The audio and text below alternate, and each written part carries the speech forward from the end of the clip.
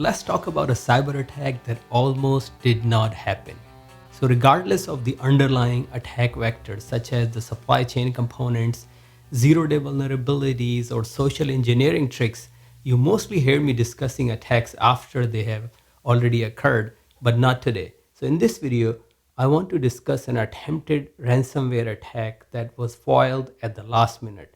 What I really want to focus in this discussion is how it was being orchestrated, how it was discovered, and more importantly, how we can use these insights into real world ransomware tactics, techniques, and procedures or TTPs to stop yet another future ransomware attack. Let's talk.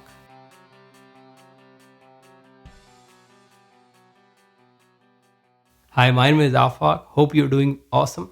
The pandemic turned work from home into the new normal, and with that arrived a race to provide secure remote work. Nearly every IT department went shopping for new software or cloud service, and among them were remote desktop solutions.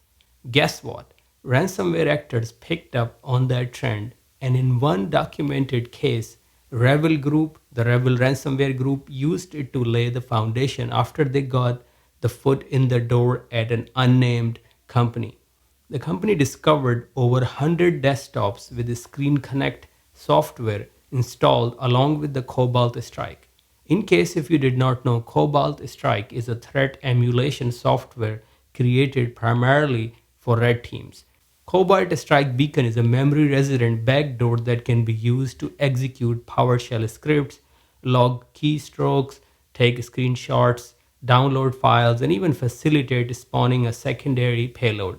Anyhow, the IT folks at that company discovered Cobalt Strike and got a third party cybersecurity consultant company to investigate it further.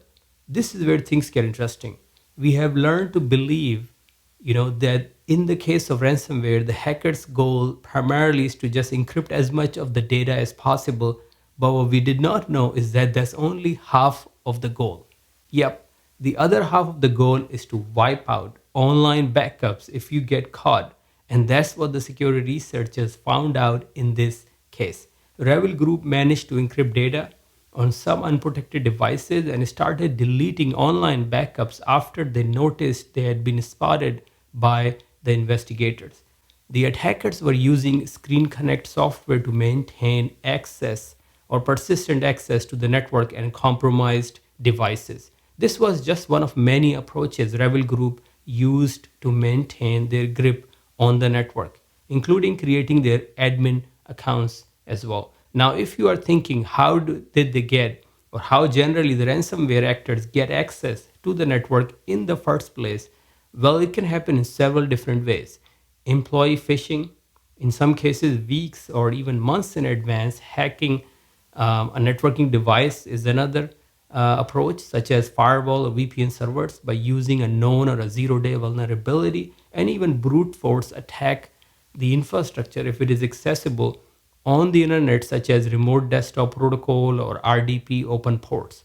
Now, long story short, the attackers were stopped in their tracks, and thus the ransomware attack wasn't successful in this particular case. But reality is that it is happening to all kinds of organizations every day of the week. So let me share with you a few steps that you can take to avoid being headlined for the next ransomware attack. So number one, deploy endpoint protection software on every enterprise asset running a desktop or a mobile OS.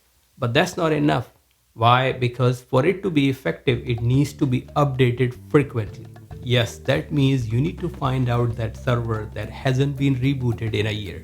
Thirdly, you need to actively monitor what's on your network by monitoring the network traffic. In this incident, while the Rebel Group was able to encrypt some data, even demanded $2.5 million in ransomware bounty, but you guessed it right, it was never paid.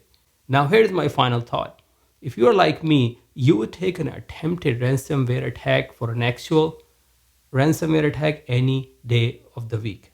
After all, who wants that kind of spotlight?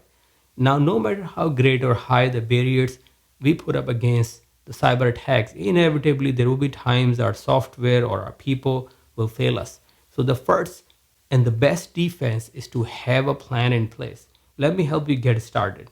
So if any of your assets check out on this list, you're likely in trouble.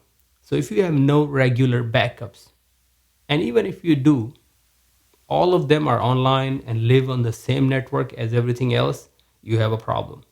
If you have a legacy device or you have a device running outdated software, like you have a problem, I bet you don't want a server on your network with the last reboot time of over a year. Now, a bonus bullet point. You have never seen CISA's ransomware ST19 document. Don't worry, I put the link in the description. Thank you for watching the video. I hope you found it helpful. I would love to hear your thoughts and I'll see you back here soon. Bye for now.